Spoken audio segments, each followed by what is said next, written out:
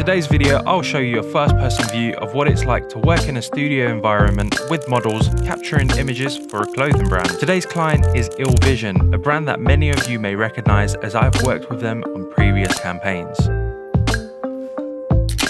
This video is sponsored by Squarespace. Whether you need a domain, website, or an online store, make it happen with Squarespace. For this photo shoot, I'm going to go with the classic 3-point lighting technique, which is the most optimal lighting for a flattering look. I'm using lighting from Nanlite. For the key light, I'm using the Forza 500 with a massive softbox that will diffuse the light and give us a beautiful look. For the backlight, I'm setting up the Forza 60, and with a splash of blue light as my fill light coming from the Mix Panel 150.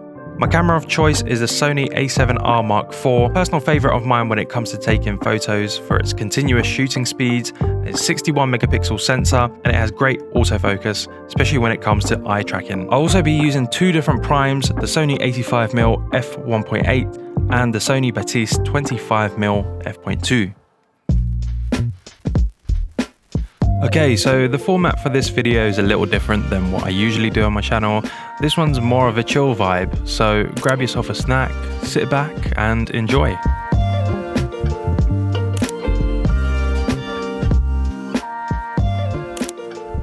If you'd like to practice color grading these pictures, check out the link in my description. Or you could even, Bartek, take a step back, one step to your left. So whilst I'm taking pictures over here, I thought it would be a good idea to ask my Instagram some questions. How much time do you spend editing your pictures on average? This all kind of depends on how advanced you're going with the edit. So on this particular job, I took about 1,000 pictures, so I had to look through all of those, and from that I selected about 300 of them that were actually worth keeping. With the color grade, I went with something pretty simple, so I managed to apply that to most of the pictures and, you know, adjust the exposure, contrast and all of that stuff. I didn't go into any retouching, and by retouching I mean getting rid of things like blemishes and smoothing out the skin. I could probably put in a lot more work into portraits, maybe enhance the eyes, or maybe even get rid of some extra fluff that was stuck to the hoodies. But on average, I'd say this project took me about 2 to 3 hours to complete.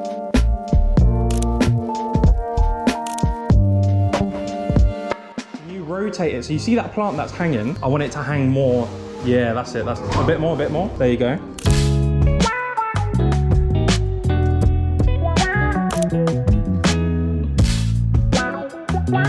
If you look down towards your right, that's nice. And then chin up as well.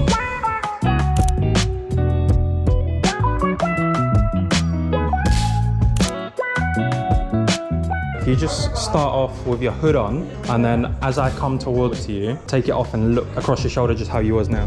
Did you do photography in school? No, I actually studied quite hard subjects. I don't know why. I did maths, physics, psychology, and I only did well in psychology. I was always out too busy trying to learn how to film and take pictures instead of revising for those subjects. But I guess that's how I got to where I am now, by obsessing over something and not just taking it as a subject where you get taught the basics.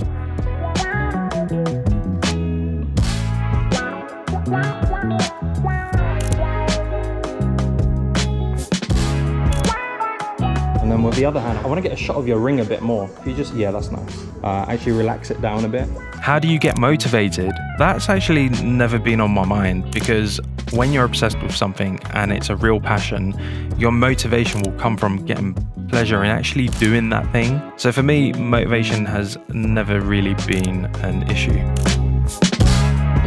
How long have you been doing this, and what was your first camera? My first ever camera was the Canon 550D. It's an amazing camera still to this day. It took some amazing pictures and videos.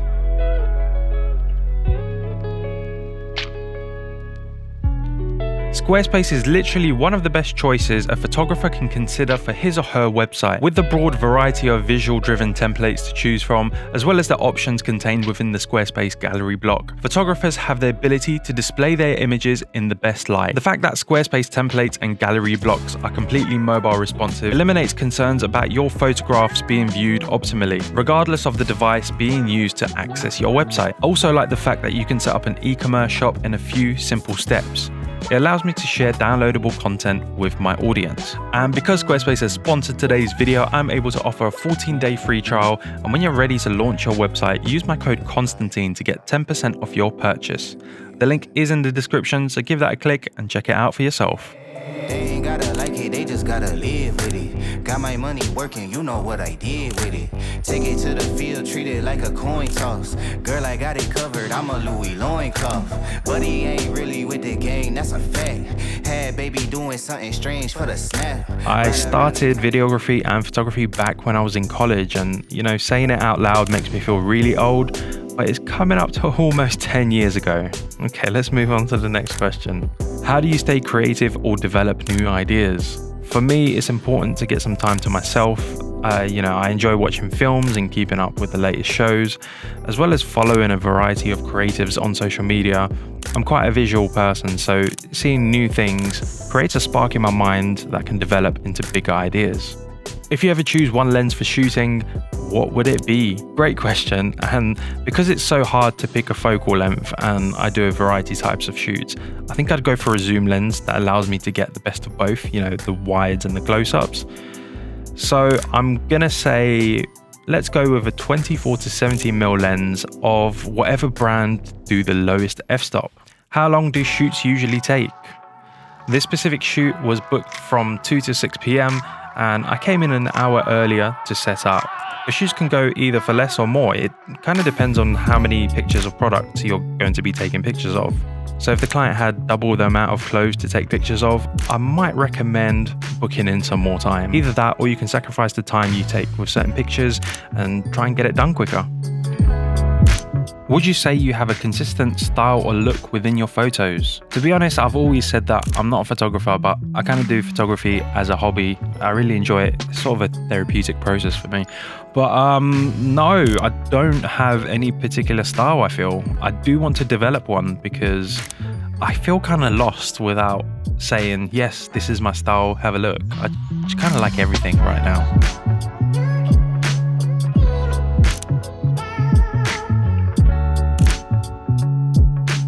Do you have any cool photo tricks to get cool trippy photos? Yes, I love using a flash gun and setting the shutter speed relatively low, then giving a camera a slight movement as you take the picture gets these super cool effects you're seeing now.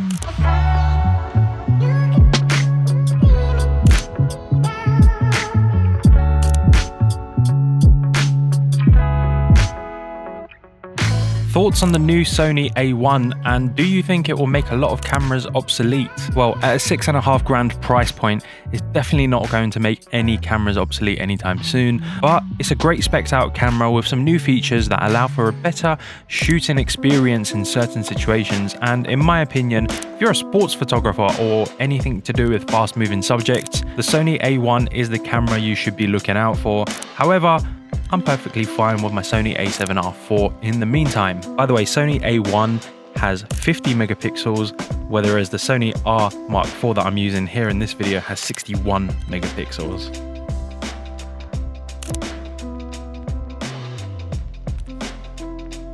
If you can shoot with one photographer anywhere for one day, who, where, and why?